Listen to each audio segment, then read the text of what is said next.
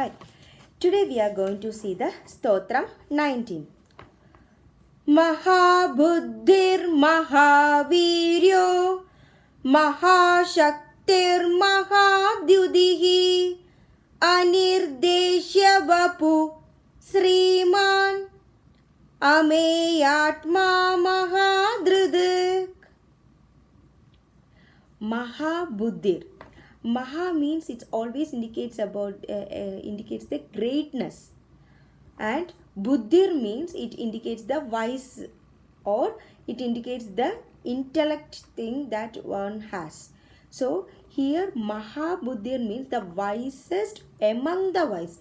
That is the most intellectual person that we can see. So here Bhagavan is considered to be the emerging as a power who has the supreme intelligence. That means he is intelligent in every form. He is the intelligent as a poet, as a mathematician, as an artist, as a scientist, as a politician. In every field, he is the wisest person.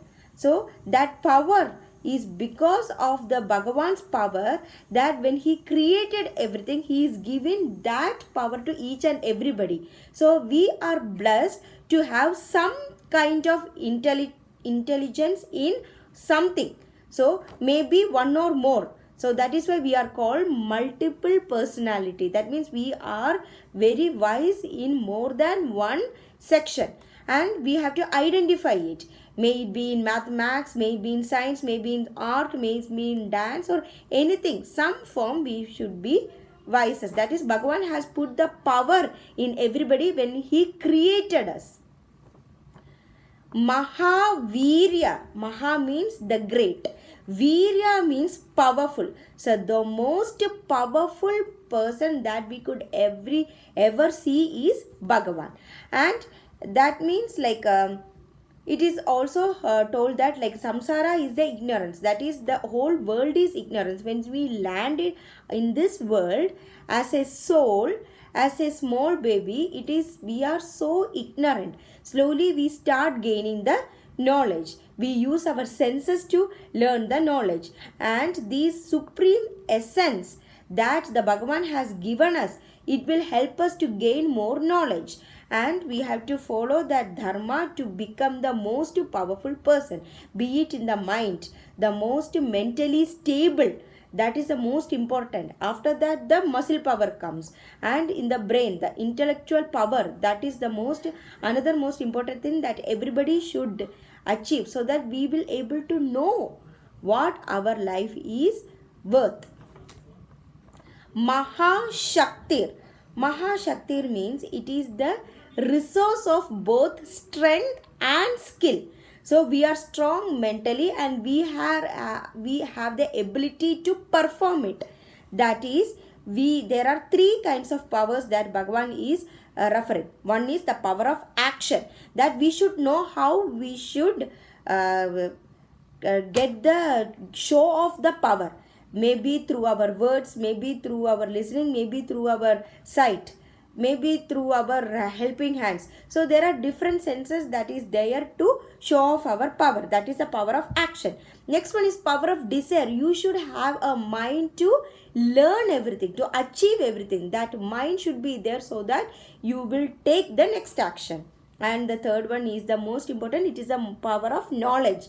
So the knowledge nobody can steal, and the knowledge, it will only increase when you share or when you teach someone. So when you use your words to define something, the knowledge you are given, it will become double. So all these power are very efficient. The power of action, the power of desire, and power of knowledge. All the three things will come together. Then we become Mahashakti. Then we become more powerful. We will have the great resource of strength and skill. You should have the skill to exhibit your strength. Next one is Mahadyudi. Dyudi means glow, or we will tell us Shobha. Shobha means when you light a lamp, the lamp will have a glory in it, that you will feel so happy to see a lamp with the deepam in it. Why? Because it has a glory in it. The same way, Maha means again great.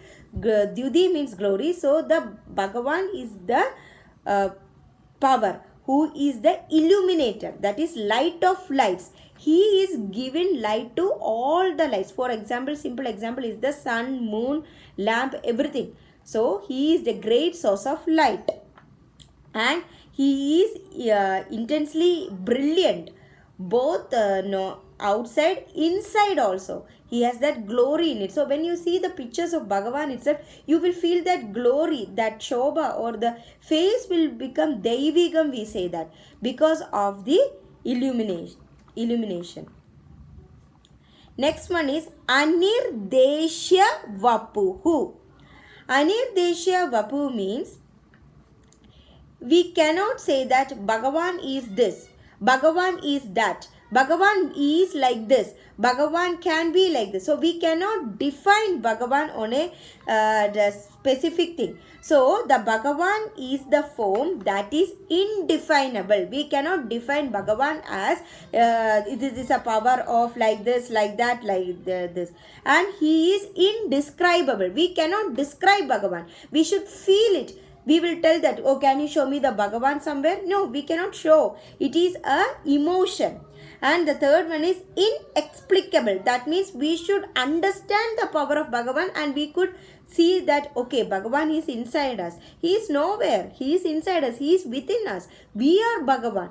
So only thing, we are losing the power when we are too much influenced by lot of other things. So that influential things make us become less Bhagavan. So that's why when you say sloka or anything like this, we are becoming more closer to Bhagavan.